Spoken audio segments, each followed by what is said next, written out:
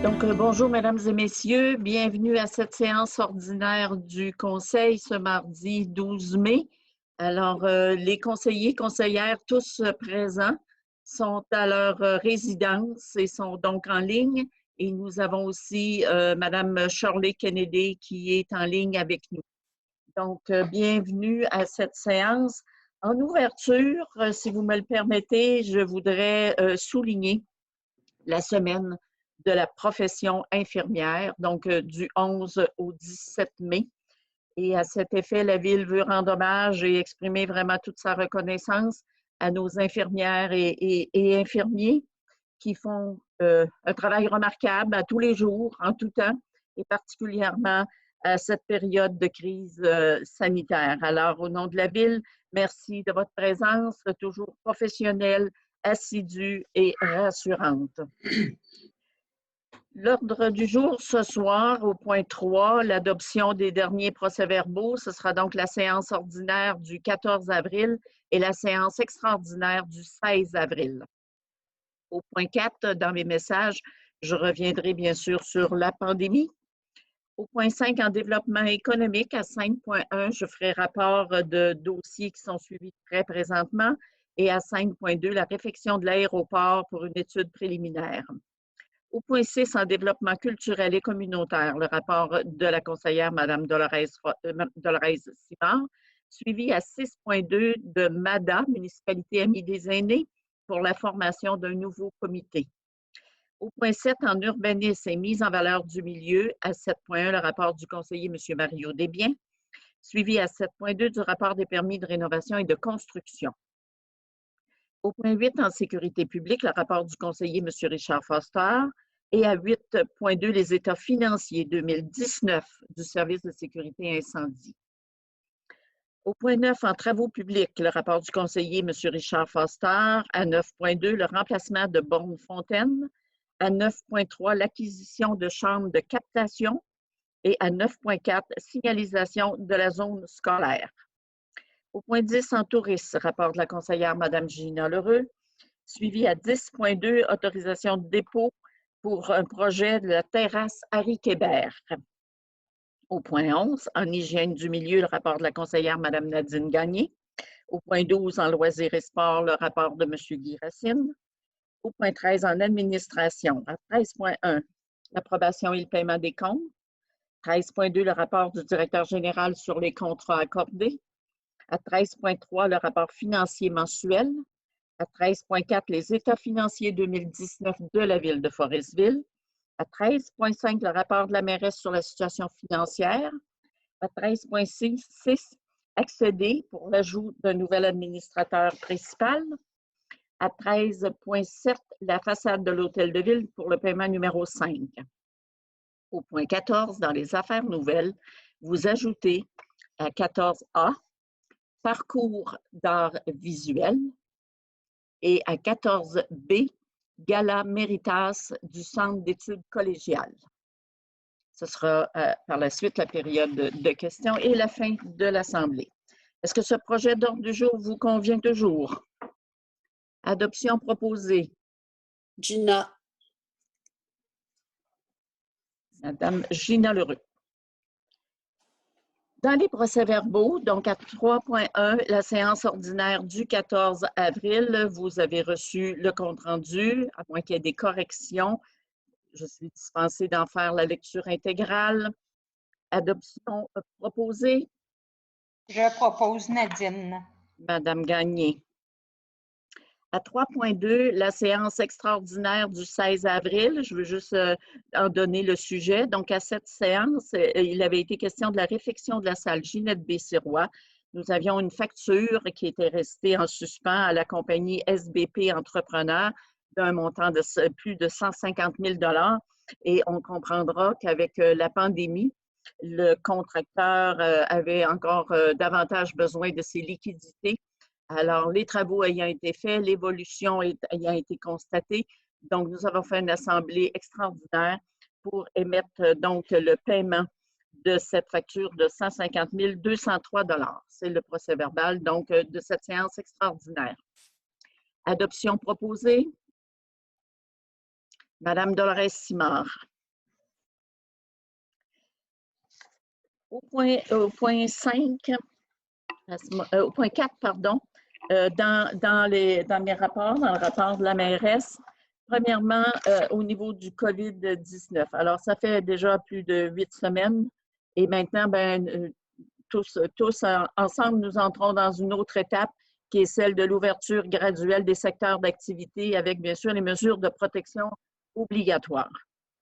Rappelons-nous que la situation est réévaluée à tous les jours. Nous avons des conférences, des entretiens et on suit ça jour après jour. Alors, on comprend qu'il s'agit d'une ouverture graduelle qui est établie par le gouvernement, la santé publique, et qui est établie en séquence avec prudence et surveillance. Alors, le retour dans les écoles, l'école primaire, on a vu lundi, les CPE, le secteur construction, manufacture, commerciale, donc l'ouverture. Les aînés de 70 ans et plus peuvent même temps se rendre dans les commerces pour répondre à leurs besoins. Il y a deux choses qui demeurent en vigueur et qui sont à rappeler. Les déplacements, les sorties sont permis seulement pour les besoins essentiels. Travail, santé, épicerie, commerce, c'est toujours restreint à ces activités-là. Pas de rassemblement, pas de visite. Les règles n'ont pas changé à ce niveau-là. Et dans les mesures sanitaires, on demande de rappeler à la population les deux mesures les plus essentielles. C'est le lavage des mains plusieurs fois par jour et la distanciation des personnes de 2 mètres. Et bien sûr, dans les mesures supplémentaires, complémentaires, le port du masque est quand même privilégié. Vous entendez tout comme moi la santé publique qui, à certains égards, le recommande et peut-être ira jusqu'à le rendre obligatoire. Donc, on ne peut pas quitter la région vers le Saguenay, vers Québec, vers Rimouski, sauf pour des raisons de travail et de santé. Et on ne peut pas venir de l'extérieur non plus pour se rendre dans les chalets. C'est un élément très, très important à retenir. Alors, pour lundi, le 18, on est toujours vers la levée des barrages. Toutefois, on nous indique qu'il y aura une présence policière accrue jusqu'au 30 mai minimum. Et il y a eu un décret qui a été voté qui vient donner des pouvoirs à la Sûreté du Québec. Donc, même si ce n'est pas un barrage formel qui arrête toutes les personnes, la Sûreté du Québec, sur place, a le droit d'arrêter qui elle veut bien. Elle peut demander des preuves de résidence, elle peut demander tout autre document pour le travail ou pour la santé afin de contrôler. Vous connaissez les mesures au niveau des proches aidants aussi. Donc, les proches aidants pourront aller visiter leurs aînés en CHSLD. À l'heure actuelle, il y a le dépistage volontaire. On m'indique quand même que la plupart, la très, très, très grande majorité des proches aidants sont favorables et ont procédé donc au dépistage. Et ils sont aussi formés pour bien porter les équipements de protection avant d'entrer dans les établissements. On nous rappelle toujours que la cible de nos préoccupations, de toutes nos interventions, ce n'est pas nécessairement vers la région de Montréal ou ses citoyens, mais c'est bien de se protéger de la maladie, de se protéger du virus. C'est la cible, c'est le focus doit être mis donc sur la protection. Faire tout ce qu'il faut pour se protéger. Et cette semaine, pour la santé publique, c'est une semaine cruciale avec l'ouverture des classes. C'est suivi de très près. Et selon la conclusion de cette première ouverture de secteur d'activité, nous verrons la suite des décisions qui seront prises. Alors voilà pour la pandémie. Au point 5 maintenant, développement économique à 5.1. Alors, il y a 3 dossiers particulièrement que je veux vous entretenir, qu'on suit de très, très près, toujours dans le but de maximiser les retombées économiques. Je vais vous parler dans un premier temps de la ligne Microix-Saguenay. Donc, les travaux d'Hydro-Québec par rapport à cette ligne. On regardait la situation cette semaine. En fait, le calendrier de réalisation des travaux accuse très, très peu de retard parce que les travaux il était d'ailleurs prévu d'avoir un arrêt temporaire en mars et avril à cause du dégel.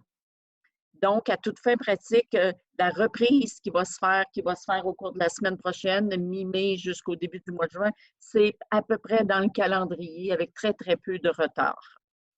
La ligne MICWA donc reprend ses travaux. Les prochaines étapes, c'est les phases de déboisement. Il y a un secteur d'ailleurs qui avait été commencé, qui a été arrêté au mois de mars et qui va reprendre. Et 2 autres secteurs vont s'ajouter au niveau du déboisement. Et on se rappellera, donc, Hydro-Québec va loger ses travailleurs, comme elle l'a fait au mois de mars dans ces contrats-là. Ils sont logés au camp de Boissaco à Labréville. Certains des travailleurs vont voyager matin et soir ici à Forestville et Hydro-Québec est sur sa table de travail, bien sûr, là, l'hébergement de ces travailleurs-là. Il y aura aussi les travaux de terrassement du campement et les règles. En fait, Hydro-Québec, en reprenant ses activités graduellement, met en place toutes les mesures qui sont exigées tant par la santé publique que par la CNESST qui fournit les guides et les exigences. Et Hydro-Québec, donc, se conforme. Juste à titre d'exemple, le transport de travailleurs, 4 dans une même voiture, évidemment que c'est plus possible. Alors, soit que le maximum, c'est 2 personnes par véhicule ou même à certains égards, les gens vont devoir voyager individuellement. Quand on parle des travaux de déboisement ou de terrassement au niveau du campement, bien évidemment, la règle du 2 mètres qui est à respecter est quand même relativement facile à appliquer. Plus facile, je dirais, au niveau des mesures. Et tous les entrepreneurs qui ont des contrats concernant la ligne MICWA, évidemment, sont tenus et s'engagent à appliquer toutes les règles adoptées par Hydro-Québec, Santé publique et CNESST.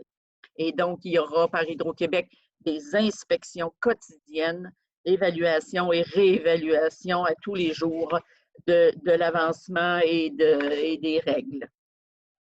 Donc, mais on va voir quand même là, des gens avec la reprise d'activité pour la ligne MICWA. Dans un autre dossier, celui de la SOPFIM, donc la Société de protection des forêts contre les insectes et maladies, on avait eu une première vague d'informations comme de quoi il n'y aurait aucun arrosage, aucune pulvérisation cet été.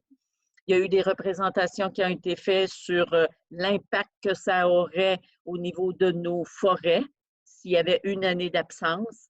Et la SOPFIM, le 8 mai dernier, a émis un nouveau communiqué où elle parle d'un programme réduit de pulvérisation aérienne, mais il y aura programme quand même qui vont avoir lieu et qui devrait débuter vers le 1er juin. C'est toujours une question de température, une question de météo et une question du développement de l'insecte finalement. Alors, ça va varier quand même, ça peut varier de quelques semaines. Nous serons donc en pulvérisation aérienne. Aucune inquiétude, c'est un insecticide biologique qui n'a aucun effet sur l'environnement et sur la santé humaine, faut-il encore le redire. La région Côte-Nord fait partie des 5 régions ciblées. Côte-Nord, Saguenay-Lac-Saint-Jean, Bas-Saint-Laurent, Gaspésie, Île-de-la-Madeleine, Abitibi-Témiscamingue. Et de notre côté, à nous, donc pour la Haute-Côte-Nord, c'est en arrière de Colombier, de Forestville avec le TNO Lac-au-Brochet, en arrière de Scoumin, Sacré-Cœur et un peu de Tadoussac, qui seront donc les zones d'arrosage. Ce qui fait en sorte que nous aurons donc un certain achalandage au niveau de notre aéroport, dans ce sens-là que je parle de retombées économiques. Programme un peu réduit, mais il y en aura tout de même autour du 1er juin prochain.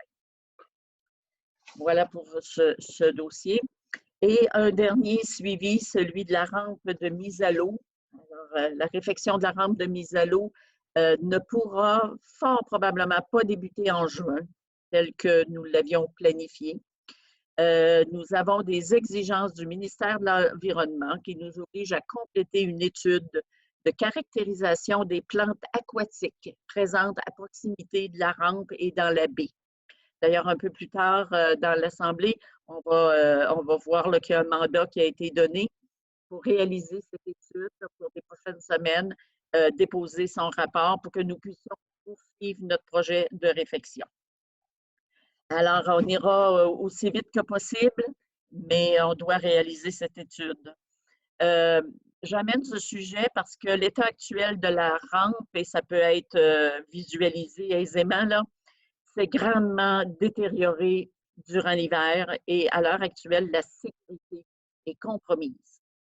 Et compte tenu de la responsabilité légale de la Ville, nous sommes dans l'obligation de défendre tout accès à la rampe.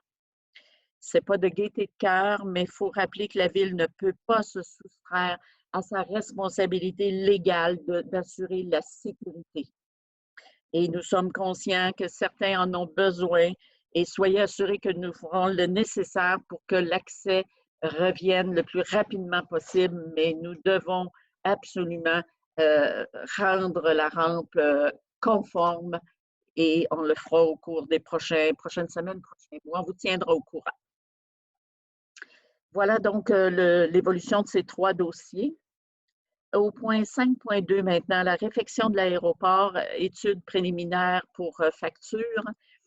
Une résolution qui se lit comme suit. Considérant la résolution R-1909-171, par laquelle la Ville mandatait la firme WSP afin de procéder à une étude préliminaire de la situation de l'aéroport, considérant que le travail a été fait de façon satisfaisante, considérant la facture 88 75 57 au montant de 15 871 et 46 sous, toutes taxes exclues, émise par WSP Canada Incorporé.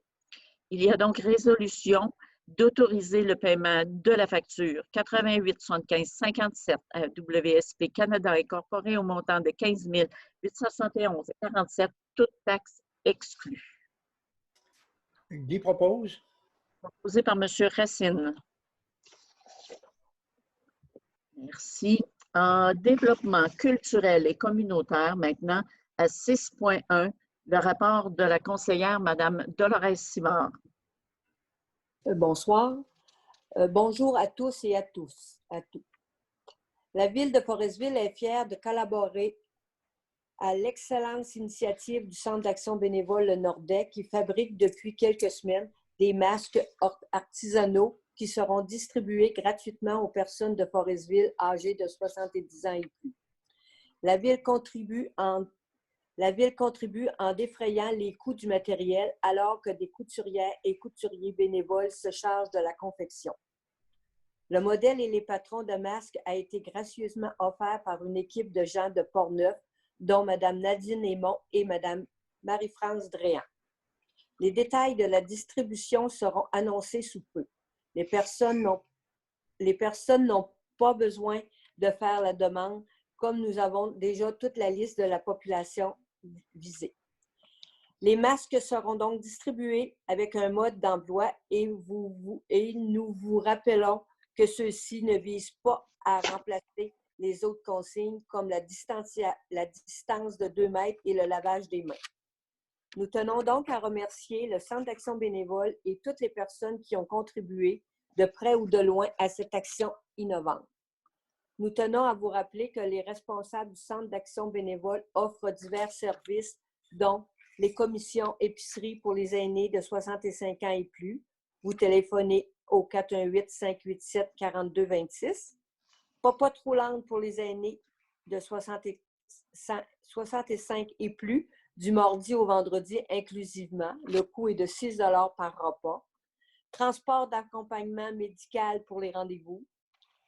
Dépannage alimentaire pour toutes les personnes qui ont perdu leur emploi, qui sont en attente d'assurance emploi ou de revenus d'appoint. Service d'impôt pour les personnes à faible revenu, au même numéro, 418-587-4226. Friperie ouverte de midi à 17 h du lundi au vendredi pour ceux et celles qui auraient besoin de vêtements, qui auraient des vêtements à donner, on vous demande préalablement de vous présenter aux heures de la friperie. Hors de ces heures, il y a un dépôt identifié à l'extérieur des locaux. Je profite de cette tribune afin de m'associer, afin d'adresser mes remerciements personnels à tous et à tous les bénévoles qui, par leur implication, ont apporté et continuent d'apporter aide, soutien et réconfort aux personnes dont le besoin durant cette période sans précédent. De tout cœur, merci. Merci beaucoup, Mme Simard. À 6.2, municipalité Amis des aînés, formation d'un nouveau comité par résolution. Considérant la démarche municipalité Amis des aînés, considérant que la politique MADA de la ville doivent être mise à jour, considérant qu'il soit opportun de renouveler le comité MADA, il est proposé donc d'autoriser Mme Anne Marango, conseillère en développement municipal et communautaire, à former un nouveau comité, que Mme Dolores Simard, qui est la conseillère responsable des dossiers des personnes aînées, soit nommée à ce comité et que moi-même, je fasse aussi partie du comité. Donc, par résolution pour le comité. Nadine, je propose. Madame Gagné, parfait, merci. Au point 7 maintenant, en urbanisme et mise en valeur du milieu, à 7.1, le rapport du conseiller, M. Mario Desbiens. Merci, Mme la maire. Bonsoir. Je vais vous lire un message de notre technicien en urbanisme. Permis de construction, rénovation ou agrandissement. Avant d'entreprendre des travaux, que ce soit de construction, rénovation, démolition ou autre, vous devez vous adresser à votre service d'urbanisme pour vérifier la validité de votre projet. Un permis est obligatoire même pour refaire une toiture ou le revêtement extérieur. Saviez-vous que le règlement prévoit un délai maximum de 45 jours à compter de la date où tous les documents sont présentés et le tarif payé pour émettre le permis ou le certificat vous signifier le refus par écrit au requérant selon que la demande est conforme ou non au règlement. Abri d'auto. Nous rappelons aux gens qu'ayant un abri d'hiver qui soit qu'ils ont jusqu'au dimanche le 17 mai 2020 pour l'enlever. En dehors de la période autorisée, tous les équipements et les matériaux doivent être entièrement enlevés, toiles, panneaux, structures, clôtures, accessoires. Démantelés et rangés de manière à être non visibles de la voie publique ou d'un terrain voisin.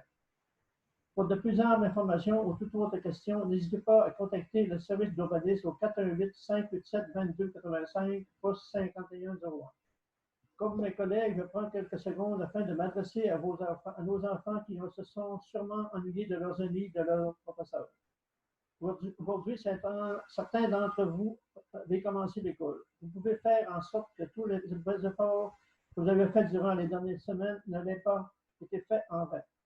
En continuant les bonnes habitudes comme de se laver les mains souvent ou en restant à bonne distance de vos amis. Bravo, merci pour vos efforts et surtout bonne fin d'année scolaire. Merci. Merci beaucoup, M. Desbiens. À 7.2, maintenant, M. Duguay nous présenter le rapport des permis de rénovation et de construction. Oui, Madame le maire. Donc, pour ce qui est des nouvelles constructions, il n'y a toujours pas de permis émis cette année. C'était la même chose l'année dernière, en 2019. Et des rénovations et améliorations. Jusqu'à présent, on a un total de 14 permis d'émis pour un montant de 1 111 389. On parle donc de 9 permis pour les résidences simples et maisons mobiles, 1 pour résidences multiples, 2 pour les commerces et 2 pour autres. Pour ce qui est de la même période l'année dernière, on était à 15 permis d'émis pour 4 261 020.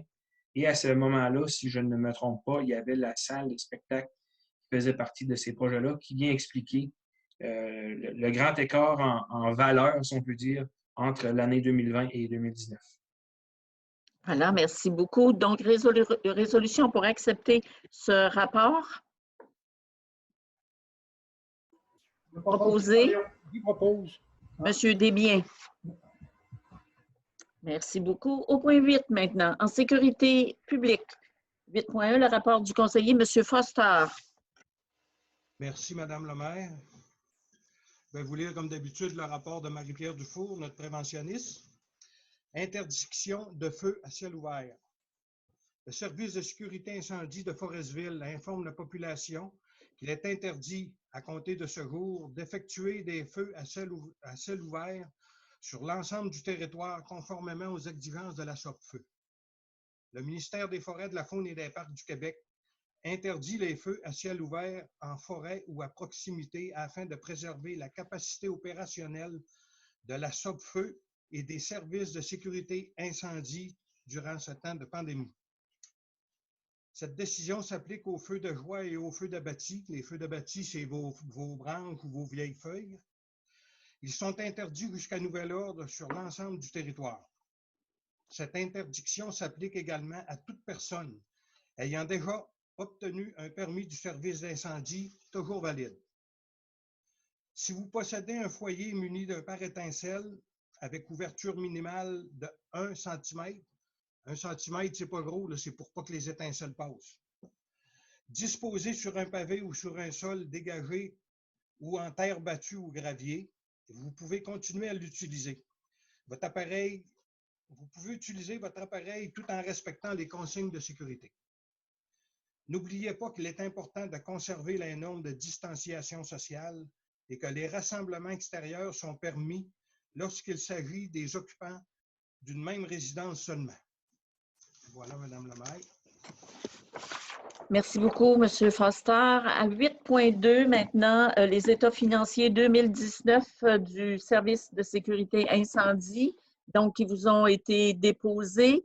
On parle des états financiers au 31 décembre 2019 du service de la ville de Forestville qui ont été préparés par la firme de vérification Raymond Chabot Grant Thornton. Et dans notre résolution, on va également résolu d'autoriser le directeur général à signer ces états financiers. Par proposition de Mme Lheureux. Au point 9, dans les travaux publics, à 9.1, le rapport du conseiller des travaux publics, donc M. Foster. Merci, Madame le maire. Rebonsoir.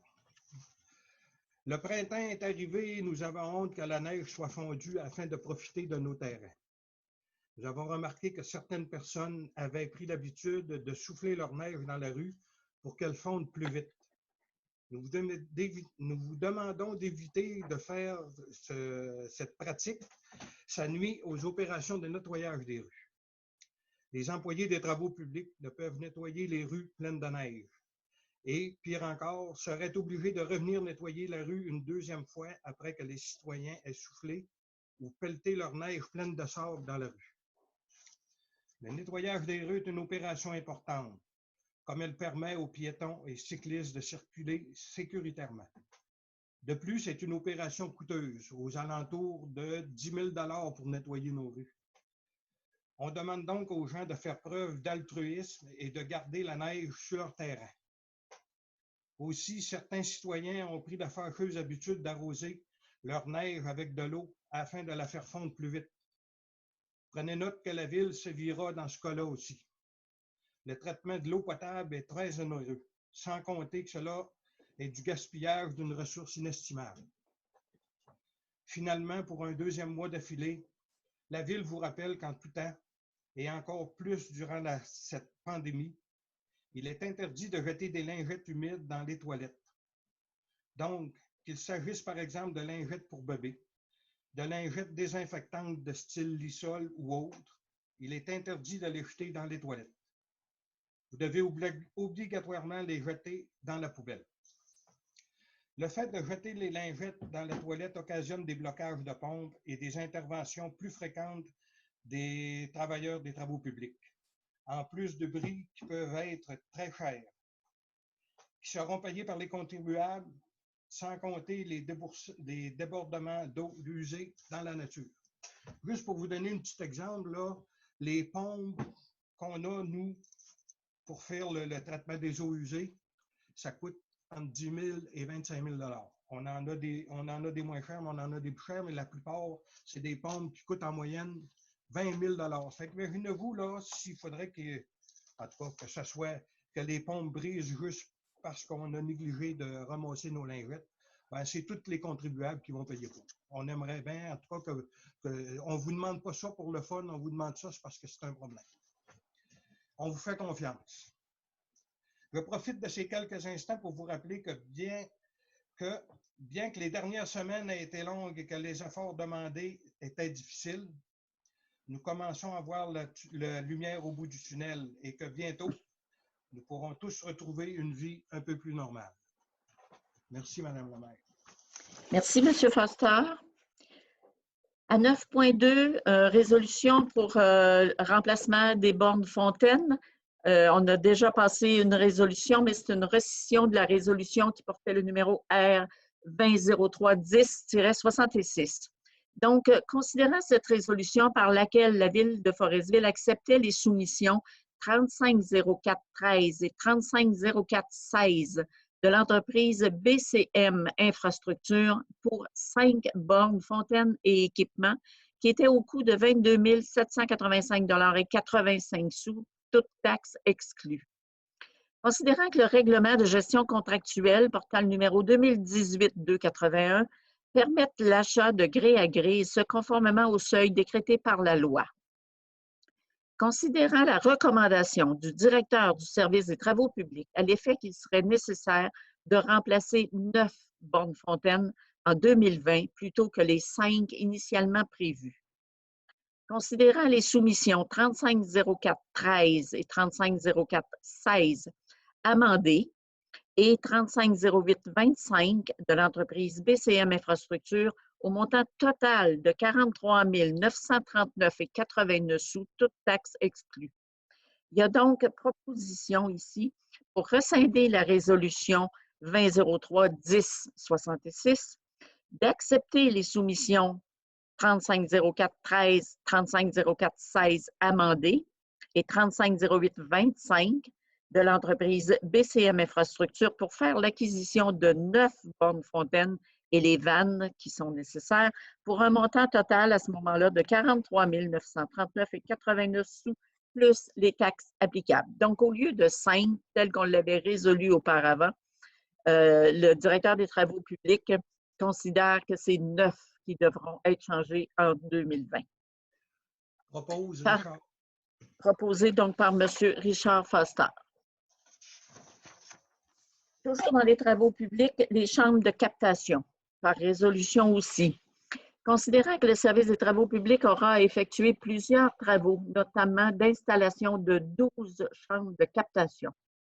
Considérant que des sommes aient été prévues au budget 2020, considérant que le règlement de gestion contractuelle 2018-281 permette l'achat de gré à gré, conformément au seuil décrété par la loi, considérant qu'il n'y ait que très peu de fournisseurs de ce type d'équipement, considérant que 2 fournisseurs aient tout de même été approchés, considérant la soumission 350858 de l'entreprise BCM Infrastructure pour 12 chambres de captation et équipements au montant de 23 404,06 $, plus taxes applicables.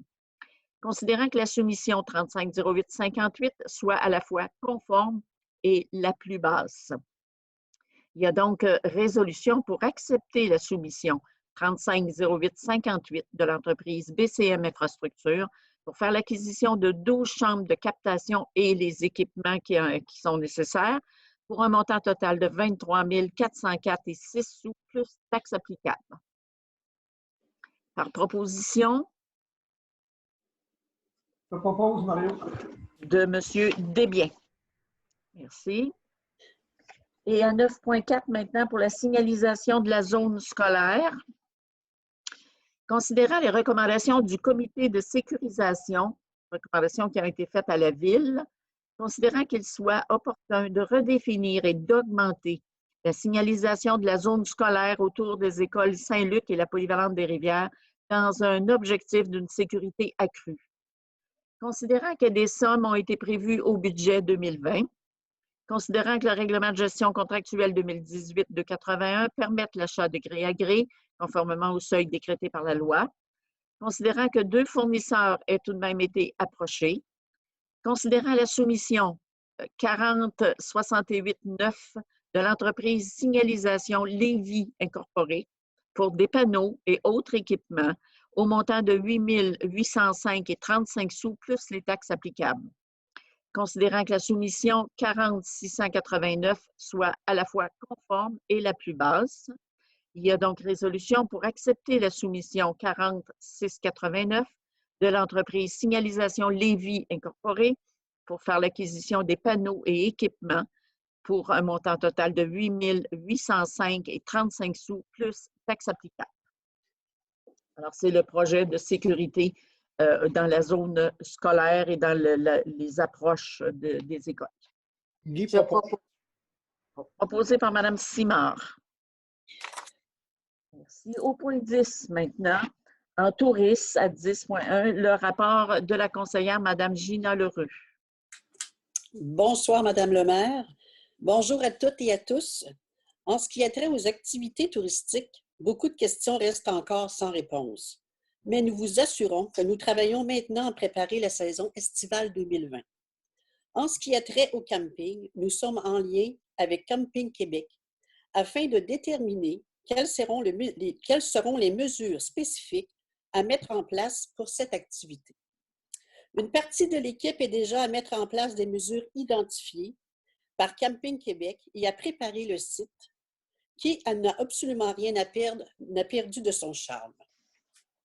Finalement, dans un effort de soutien à la reprise de l'activité économique et touristique, la Ville a décidé, dans le cadre du renouvellement de son guide de séjour, d'offrir gratuitement l'espace publicitaire qui est compris à toutes les entreprises touristiques de Forestville. Ce guide, qui sera prêt à temps pour l'arrivée de nos visiteurs, sera imprimé en 5000 copies et sera distribué à différents endroits, comme au kiosque d'information touristique et dans les attraits. Pour 2020 et 2021, nous avons misé sur un guide axé sur les familles, le plein air et la nature. La Ville fait des efforts et demande aussi à sa population de contribuer également. À celles et ceux qui se demandent comment continuer d'aider la communauté dans cette épreuve collective, nous vous invitons à devenir des ambassadeurs de notre région, à garder vos commerces propres et accueillants, vos maisons fleuries et soignées. Nous vous invitons aussi à redécouvrir notre magnifique région et à encourager nos entreprises et attraits locaux.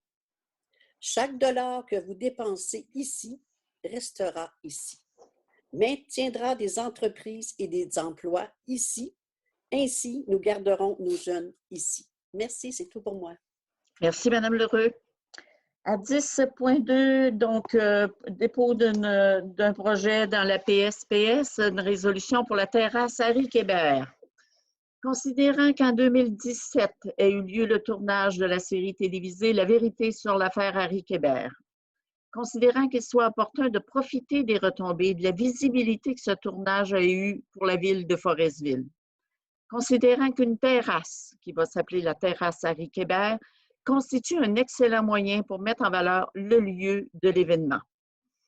Considérant les différents programmes de financement pour ce type de projet, dont la politique de soutien aux projets structurants de la MRC Haute-Côte-Nord. Considérant que des sommes aient aussi été prévues à notre budget 2020. Il est donc proposé que la Ville de Forestville autorise le dépôt du projet de la terrasse Harry Québert à toute source de financement, notamment la MRC Haute-Côte-Nord, dans le cadre de sa politique de soutien aux projets structurants.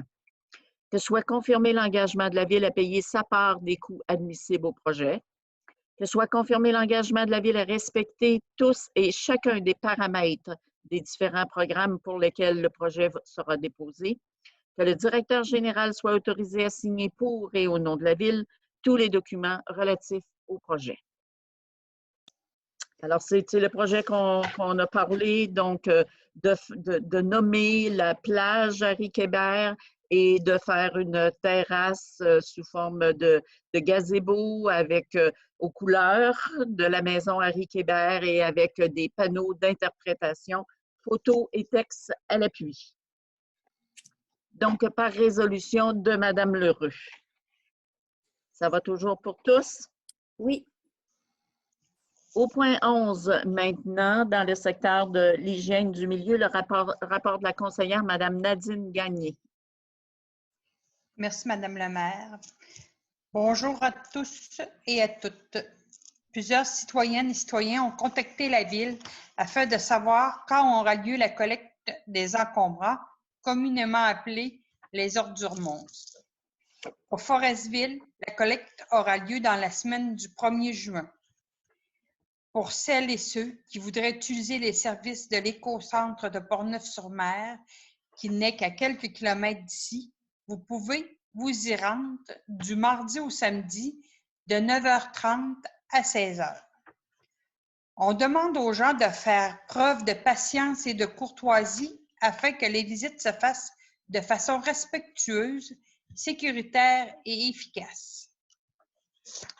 Prendre note que seuls 2 à 3 véhicules seront acceptés à la fois, que vous devrez décharger votre véhicule vous-même et que le lavage des mains sera obligatoire. Du défectant sera disponible sur place. Moi aussi, je prends quelques secondes pour m'adresser aux professeurs et enseignants de nos enfants. Merci d'être restés en contact avec eux, d'avoir utilisé tous les moyens afin de leur permettre de continuer à apprendre. Bonne fin scolaire. Et je voudrais ajouter, si vous me permettez, Madame la maire, les félicitations que nous avons reçues de la MRC de la Haute-Côte-Nord était fière de partager à la population le fruit de nos efforts collectifs en frais de matière recyclage. Nous avons reçu une somme de 590 910,23 et ça grâce à un effort collectif. Et nous vous demandons de poursuivre ces efforts, car recycler, c'est payant. Merci. Merci beaucoup. Merci, Madame Gagné. Au point 12, maintenant, en loisirs et sports, le rapport du conseiller, M. Guy Racine. Merci, Madame le maire. Bonsoir tout le monde à la maison. Au niveau du service des loisirs, on travaille à mettre en place un camp de jour sécuritaire pour cet été. Nous attendons présentement le guide de référence qui sera approuvé par les autorités de la santé publique. Il sera accessible prochainement. Il nous permettra notamment de déterminer les conditions et les règles. Exemple, nombre d'enfants par groupe, mesures d'hygiène et de distanciation, activités permises, etc. La Ville veut contribuer en mettant ce camp de jour en place à aider les parents qui reprendront le travail de le faire et ce, l'esprit tranquille. Évidemment, pour ce faire, nous aurons besoin d'au moins 5 animateurs dynamiques et responsables. Ces emplois à temps plein de 35 heures semaine à 15 $ l'heure. Il est important de mentionner que les postes ne sont pas limités qu'aux étudiants. Il pourrait y avoir des adultes qui aimeraient vivre cette expérience et on les invite à postuler par courriel à emploi@forestville.ca. Également, prochainement, nous mettrons en ligne la plateforme sympathique Kidigo, qui permet aux familles et à leurs membres de s'inscrire aux activités organisées par le service des loisirs. On les invite d'ailleurs dès maintenant à créer leur compte qui leur permettra par la suite de procéder aux différentes inscriptions au moment opportun. Concernant la piscine municipale, nous attendons toujours des indications quant à l'ouverture possible pour les baignades et pour les cours de natation. Nous sommes également analysés tous les scénarios en ce qui a trait au sport, comme le baseball, soccer et autres. Nous sommes en communication avec les responsables locaux afin de connaître la suite. Nous travaillons également sur des alternatives d'activités concernant la fête nationale, et ce, en considérant qu'il est interdit de se regrouper. Quelques idées sont sur la table et il faut voir s'il est possible de les appliquer dans un contexte actuel. Prendre note que tous les sites extérieurs, dont les parcs de jeux, sont fermés pour une période indéterminée.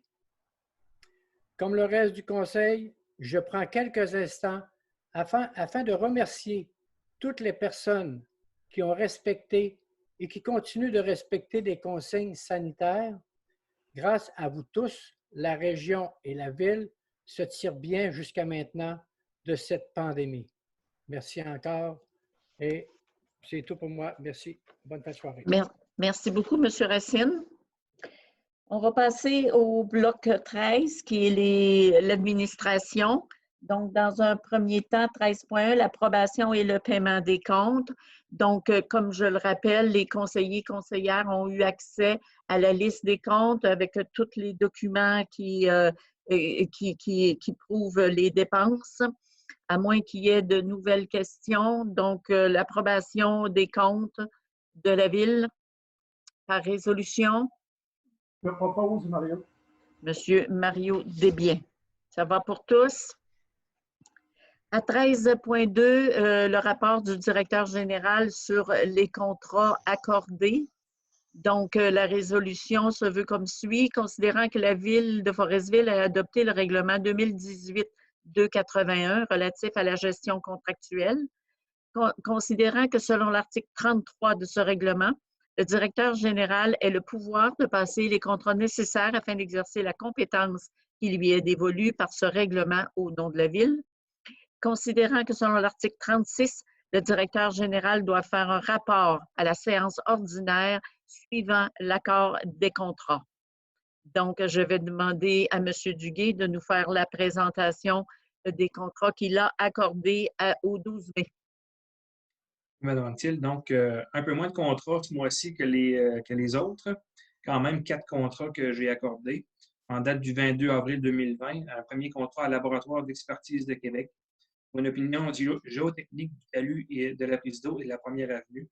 Pour faire une petite parenthèse, on se souvient qu'à l'automne dernier, on a eu des glissements de terrain à notre source d'eau qui ont occasionné des problèmes d'eau embrouillée. On veut évaluer la structure et la solidité du talus par cette opération-là. Et au coin de la première avenue, c'est-à-dire à l'endroit où est-ce qu'il y a un garde-fou, on a vu qu'il y a des poteaux qui ont été brisés dernièrement, donc dans les derniers mois. On veut aussi évaluer qu'est-ce qui se trouve en dessous pour avoir une solution durable. Donc, c'est un montant de 5 500 $, évidemment excluant les taxes. Le deuxième contrat accordé le 23 avril, Formation Expert SST Inc. On parle d'un programme de formation, cadenassage, espace clos, des choses comme ça. Ça pour garder nos employés aux normes en ce qui a trait à la CNESST, pour un montant de 5 000 $. Troisièmement, un contrat accordé le 5 mai à Écogénie. Vous en avez glissé un mot tout à l'heure, Mme Anctil. On parlait de la caractérisation de l'herbier aquatique près de la rampe de mise à l'eau. Un contrat de 200 $, où est-ce qu'il y a un spécialiste biologiste, si je ne m'abuse, qui va venir évaluer quel genre d'algues il y a autour et en quelle quantité.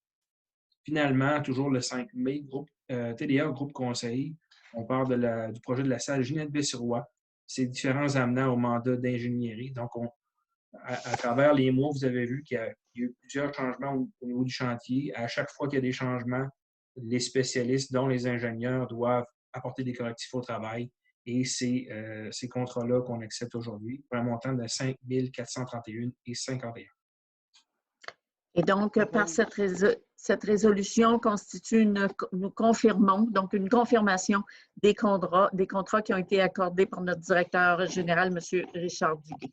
Par proposition de M. Foster, est-ce que ça va pour tous? Oui. Okay. À 13.3, maintenant, le rapport financier mensuel. M. Duguay, je vous laisse aller pour la présentation. Je vais essayer d'y aller grosso modo. Pour ce qui est des différents postes budgétaires, pour l'administration générale, on est rendu présentement à 28 % des dépenses qui ont été budgétées pour l'année, comparativement à une période de 33 % qui s'est écoulée dans le temps. Pour ce qui est de la sécurité publique, on est à 32 %. Transport routier, on est à 18 %. Hygiène du milieu, on est à 17 %. Santé et bien-être à 8 %.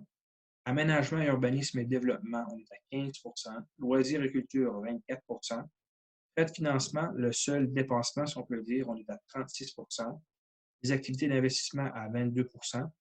fait un total des dépenses de 23 par rapport à 33. Donc, sur le budget de cette année, on a des dépenses de 1 993 426 pour un budget total de 8 669 400 $. Donc, nous devons adopter par résolution ce rapport financier qui est au 30 avril 2020 par proposition de Mme Lheureux. À 13.4 maintenant, les états financiers 2019 de la Ville de Forestville. Alors, comme tantôt, on a adopté les états financiers du service des incendies. Alors, c'est la même procédure. Donc, les états financiers ont été déposés. C'était les états au 31 décembre 2019, préparés par les vérificateurs Raymond Chabot de Grant Thornton. Et l'autorisation est donnée à notre secrétaire trésorier à signer ces états financiers. Par résolution, je propose, Mario. Madame Simard. À 13.5, rapport de la mairesse sur la situation financière. Alors, ça va prendre quand même quelques minutes. Conformément à l'article 474.1 de la loi sur les cités et villes, la mairesse doit présenter un rapport sur la situation financière de la ville pour l'année 2019. On vient de le voir, les états financiers consolidés pour 2019 ont été vérifiés par la firme Raymond Chabot de Grant Thornton, comptable agréé, qui a déposé son rapport qu'on a adopté il y a quelques minutes. Les résultats révèlent un surplus pour l'année 2019 de 434 606 $, ce qui nous donne un surplus accumulé à la Ville de 1 757 712 $. Tous ces documents, faut-il le rappeler, sont disponibles au bureau de la greffière adjointe. Dans nos états de revenus et dépenses de l'année 2019, je vais quand même attirer votre attention sur certaines lignes en vous donnant les explications. Au niveau des revenus, les revenus de taxes, on avait planifié 3 672 700 et le réel a été de 3 672 149. Alors, on était vraiment dans une bonne planification. Les tenants-lieux de taxes, on avait prévu 366 155, ce fut 358 942. Dans les transferts du gouvernement et autres, on avait planifié 1 183 789. Le réel a été d'1 198 038. Dans les services rendus, nous avions planifié 1 157 118 et le réel a été à la hausse d'1 471 119. Les explications au niveau des services rendus, c'est que, entre autres, nous avons vendu beaucoup plus de carburant à l'aéroport dans l'année 2019 et les états financiers de la Ville incluent aussi la Société d'économie et de développement et les revenus ont été supérieurs, par exemple, à la salle de gym, le conditionnement physique, l'utilisation du quai, les redevances au niveau des carrières et sablières. Donc, ça nous a quand même donné un surplus de 314 000 $ en revenus. Imposition des droits, 69 900 planifiés, 48 536. Les amendes et pénalités, on met toujours 1000 au budget, on a fait 1283 au réel. Des revenus d'intérêt et autres revenus, surtout.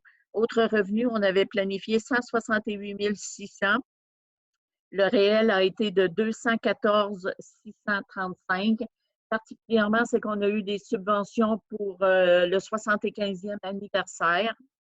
Et il y a des redevances d'une société en commandite pour la dérivation de la rivière Port-Neuf, la SOCOM qu'on appelle, des redevances venant de la MRC.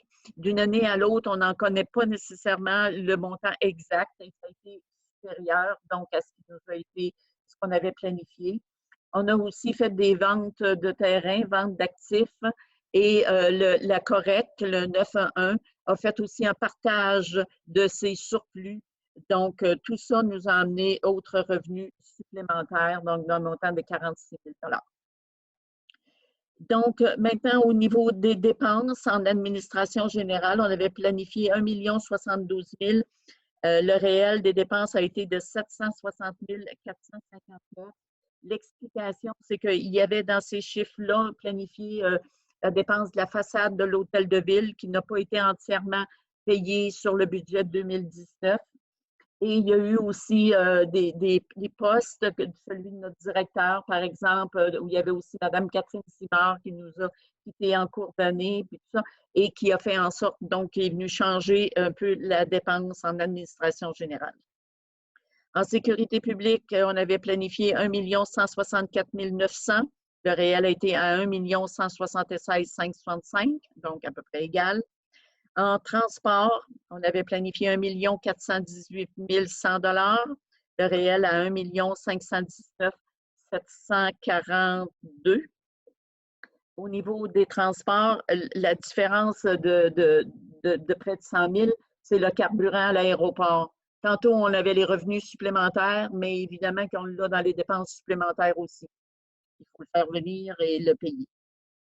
Santé et bien-être, 4 000. En aménagement et urbanisme, j'ai passé hygiène du milieu, je crois. Exact. Hygiène du milieu, excusez-moi. 997 500 planifiés. On a fait 1 238 463 au niveau des dépenses.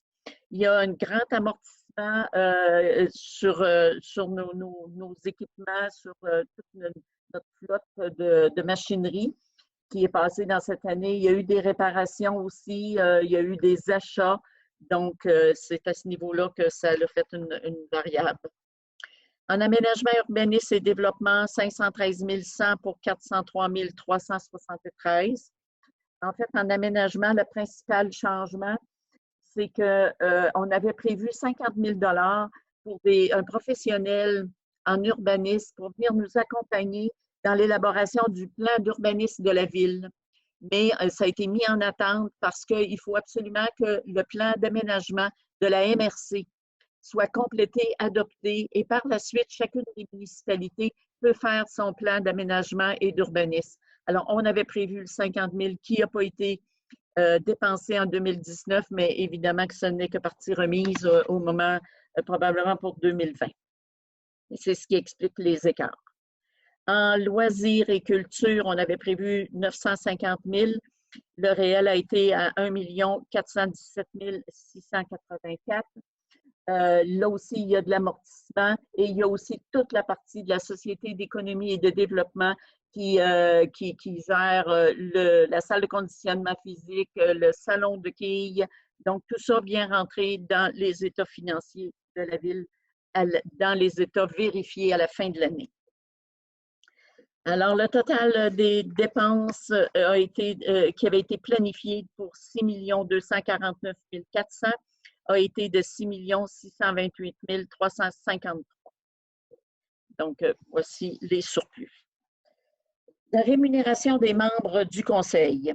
Donc, à titre de mairesse, j'ai reçu pour 2019 une rémunération de 14 541 $ et une allocation de 6 955 $. L'ensemble des conseillers ont reçu tous ensemble une rémunération de 20 064 et une allocation de dépenses de 9 594. Je porte à votre attention que le revenu net des conseillers et de moi-même a diminué en 2019 parce que l'allocation qui était non imposable est devenue taxable par le gouvernement du Québec. Donc, l'application de la TVQ sur l'allocation de tous les élus. Ce qui fait que, en fait, le revenu net a donc diminué. La liste des contrats de plus de 25 000 $, la loi impose aux maires de déposer une liste des contrats de plus de 2 000 $ conclus avec un même contractant lorsque l'ensemble de tous les contrats comporte une dépense totale qui dépasse 25 000 $, et ce, pour la période du 1er janvier au 31 décembre 2019. Cette liste, d'ailleurs, est disponible toujours au bureau de la greffière adjointe. Je n'ai pas l'obligation d'en faire la lecture intégrale. La dette de la municipalité au 31 décembre 2019, la dette totale de la municipalité s'établissait à 3 814 599, soit une diminution de 420 110 par rapport au 31 décembre 2018. Les subventions de 276 900 provenant du gouvernement du Québec servent au remboursement du service de la dette et les emprunts se détaillent comme suit. L'emprunt pour la bibliothèque, toujours au 31 décembre 2019, se soldait à 181 300 et ce sera libéré en 2021. La réfection de la 7e rue, le solde est à 306 l'échéance 2025. L'exutoire privé. Oui? 306 000 Oui, 306 000, j'ai dit? 306. Oui, 306 000. Merci. L'exutoire pluvial de la première avenue, le sol est à 209 500, l'échéance 2026. Ensuite, il y a un règlement d'emprunt qui vient regrouper différents projets, le pavage de la route maritime, de la rue Leduc, génératrice et ascenseur de l'Aréna et l'aménagement du 4 chemins. Le solde de cet emprunt est à 168 300, sera libéré en 2026. La mise aux normes d'eau potable, le solde 139 100 échéance 2028. Un autre emprunt regroupé qui était les achats des terrains d'Aishawa, le pavage de la 5e avenue, le stationnement du complexe Guy Ouellet, la toiture du musée La Petite Anglicane et le mur de pale-planche. Le sol, 243 399, libéré en 2029. Le pavage de l'Aréna, le sol, 65 700, libéré 2031. La réfrigération à l'Aréna, c'est sous 2 emprunts, 391 600 qui sera libéré en 2034 et 50 300 en 2040. La réfection de la rue Cléry, le solde de 385 600 avec une subvention de 30 900 libérée en 2035. La réfection de la source, donc admissible à la TEC, le solde 246 000, subvention 246 000, c'est-à-dire que notre annuel est toujours compensé par les subventions de la TEC. L'ensemble de l'emprunt se terminera en 2035. La réfection de la première rue, le solde est à 453 500, libéré en 2036.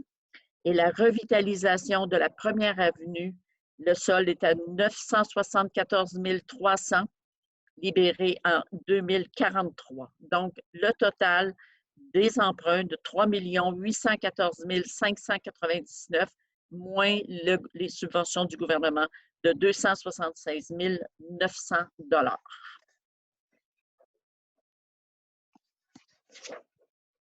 C'était donc le rapport sur la situation financière et ces données, ces documents sont disponibles à toute personne qui voudrait voir les documents ou reposer des questions. Le 13.6 maintenant, accéder, ajout d'un nouvel administrateur principal. C'est une résolution attendu que la ville de Forestville ait adhéré à accéder à faire et ait nommé un ou plusieurs administrateurs principaux. Attendu qu'il y a lieu d'ajouter un administrateur principal. C'est donc la résolution pour ajouter Mme Linda Ouellet, qui est la technicienne en administration, qu'elle soit ainsi désignée à titre d'administrateur principal aux fins d'utilisation du service accéder à faire et qu'elle soit investie de tous les pouvoirs nécessaires à cette fin. Donc, pour la bonne gestion. Proposition donc de M. Foster. Est-ce que ça va pour tous? À 13.7, la façade de l'Hôtel de Ville pour paiement numéro 5, considérant le projet de réfection de la façade de l'Hôtel de Ville et la résolution R190110, par laquelle la Ville mandatait l'entreprise Cévico Incorporée à procéder aux travaux. Considérant la facture R2020-0007 de Cévico Incorporée au montant de 11 893 et 44 sous, toutes taxes exclues. considérant la recommandation de notre chargé de projet, l'architecte Éric Lirette. Il y a donc proposition pour accepter la recommandation de l'architecte pour le certificat de paiement numéro 5 au montant de 11 893,44 plus taxes applicables, ce qui correspond à l'avancement des travaux et d'autoriser ainsi le paiement à la firme Célico. Madame Anctil, je me permets un commentaire. Allez-y. Ce n'est pas le dernier paiement. Il nous reste toujours une retenue d'environ 8 000 au dossier. D'accord. Proposition pour ce paiement numéro 5? Je propose, Mario. Monsieur Mario Desbiens. On avait fait 2 ajouts aux affaires nouvelles. Premièrement, le parcours d'art visuel. Donc, il y a la résolution. Considérant le projet Parcours d'art visuel visant à rehausser l'image de la ville par la mise en place d'œuvres visuelles variées. Considérant que le projet est un objectif de mobilisation et que des groupes précis seront impliqués à chacune de ces phases et chacune de ces œuvres. Considérant que le projet est un objectif de rehaussement de l'attractivité. Considérant que le projet est également un objectif de réappropriation du milieu par le milieu, de développement du sentiment d'appartenance et de l'appropriation des arts. Considérant que le projet s'échelonnera sur plusieurs années. Considérant les différents programmes de financement pour ce type de projet, dont notamment, mais non exclusivement, la politique de soutien aux projets structurants, le programme d'embellissement du territoire par les arts et le programme de médiation culturelle. Considérant que des sommes aient été prévues au budget 2020, il y a donc proposition que la Ville autorise le dépôt du projet Parcours d'art visuel à toute source de financement, notamment à la MRC Haute-Côte-Nord, que soit confirmé l'engagement de la Ville à payer sa part des coûts admissibles au projet, que soit confirmé l'engagement de la Ville à respecter tous et chacun des paramètres des programmes pour lesquels le projet est déposé, et d'autoriser le directeur général à signer pour et au nom de la Ville tous les documents relatifs au projet. Donc, un beau projet d'art visuel un peu partout dans notre ville, coloré, innovant, quelque chose vraiment d'attractif. Par proposition de Mme Nadine Gagné. Ça va pour tous? Oui. Et au point B, Gala Méritas du Centre d'études collégiales. C'est donc une résolution pour offrir une aide financière qui est de 2 bourses de 100 $ chacune afin de soutenir des élèves de Forestville qui se sont démarqués et qui seront mis au mérite dans le gala du Centre d'études collégiales de Forestville, qui aura lieu, semble-t-il, sous une formule à distance. Enfin, on attend un peu les consignes et les règles par rapport à la tenue de ce gala. Alors, la Ville offre depuis plusieurs années 2 bourses de 100 $ chacune. Pour répéter l'expérience, donc, proposition de M. Guy Racine. Voilà, merci beaucoup. Ceci met fin donc au sujet à l'ordre du jour. Nous serions à la période de questions. Alors, si Mme Kennedy est toujours en ligne avec nous? Absolument. Est-ce que vous m'entendez bien? Oui. Madame Anctil, je n'ai pas noté les points à l'ordre du jour. Veuillez m'en excuser. Je pense que c'est dans votre message d'ouverture, vous avez parlé des proches aidants qui se sont quand même manifestés pour faire le test de dépistage. Oui. Est-ce que vous avez une idée du nombre de personnes que ça concerne en Haute-Côte-Nord? Est-ce que vous avez une idée localement? Je ne l'ai pas localement, mais je vais vous dire, je l'ai pour l'ensemble de la Côte-Nord. On parle de plus de 400 proches aidants. Ah, c'est bien. Et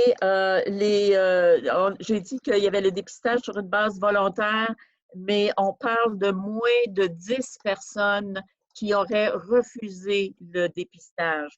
Je ne connais pas leur raison, là, mais c'est donc un taux vraiment exceptionnel de gens là, qui se sont prêtés à ce dépistage volontaire. Moins de 10 sur 400, c'est les chiffres que j'ai eus ce matin. Parfait. Au niveau de l'aéroport, vous avez parlé de l'étude préliminaire concernant les travaux de réfection. Qu'est-ce qu'elle dit en bref? Qu'est-ce qu'elle dit en résumé, cette étude-là? Monsieur le directeur, je vais vous laisser aller. Oui. Écoutez, c'est une étude qui est quand même très, très technique. L'objectif de l'étude était vraiment de caractériser, si on peut dire, la piste et surtout, qu'est-ce qui se retrouvait en dessous de la piste pour pouvoir voir, bon, c'est quoi la capacité portante, par exemple, quel genre de travaux est-ce qu'on peut faire pour venir la solidifier et, si on peut dire, pérenniser les activités à l'aéroport.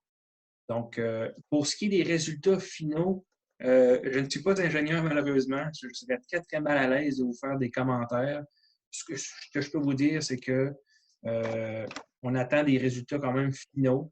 Puis, on a des signes encourageants là, sur la capacité, mais il reste quand même, il va y avoir des travaux assez importants là, à faire au niveau de l'aéroport. Okay. Est-ce qu'on a une idée des coûts des travaux à ce moment-ci? Non, pas à ce moment-ci. OK. Parfait. Mon autre question, Mme Anctil, concerne la rampe de mise à l'eau. Oui.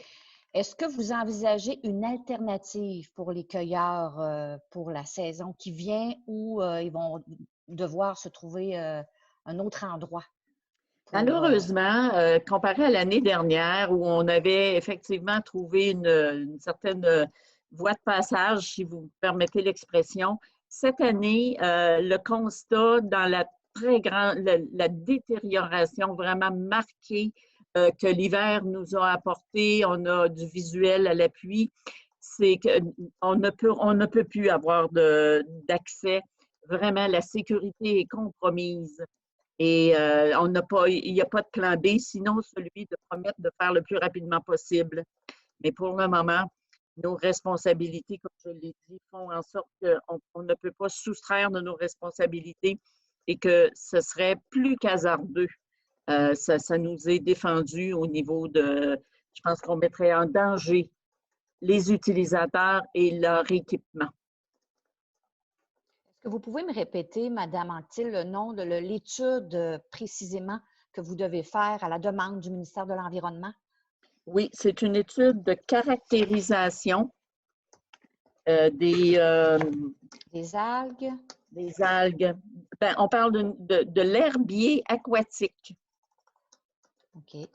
C'est vraiment les algues qui sont autour. OK. C'est quelque chose qui va se faire, là, présentement, dans le fond, là, il y avait une question de température, bien sûr. Puis la deuxième question, c'est la pandémie, parce que le biologiste ne peut pas rentrer dans la région. OK. Alors, c'est ça qui nous retarde. Par contre, je suis persuadée qu'au moment où le biologiste va faire son étude, il va nous produire le rapport, puis on va faire en sorte de faire diligence vraiment le plus rapidement possible. On est tout à fait conscient de l'impact que ça peut avoir pour nos utilisateurs. Hein. Il y a des entreprises qui sont concernées, mais là, on est vraiment dans un élément de sécurité, puis je vous invite vraiment à aller voir l'état d'avancement de la détérioration. Parfait. Une dernière question, Mme Anctil, au niveau de la signalisation dans la zone scolaire. Est-ce que ça implique, je pense que vous avez parlé de rehaussement des mesures de sécurité. Est-ce que ça peut impliquer la vitesse ou qu'est-ce que ça implique plus précisément? Ben, pour le moment, on n'est pas à toucher à la vitesse, mais c'est sûr qu'il faut qu'il y ait des panneaux, il faut qu'il y ait de l'affichage dans la signalisation vraiment de façon beaucoup plus comment je dirais, convaincante. Vous savez aussi, ben, on est en lien beaucoup avec nos agents de la Sûreté du Québec et ils sont très présents aux heures d'entrée et de sortie des élèves. Ça fait aussi partie des mesures de sécurité de cet environnement-là. Mais pour le moment, on parle vraiment de panneaux d'affichage, on parle de signalisation. Mais autant les lignes sur l'asphalte, des messages ralentissés, des vitesses, des panneaux. Donc, on est dans cet environnement-là pour le moment. Parfait. Je vous remercie beaucoup. Je n'ai plus d'autres questions. Bien, merci beaucoup, Mme Kennedy, d'être avec nous, de relayer l'information. Monsieur le directeur, merci beaucoup.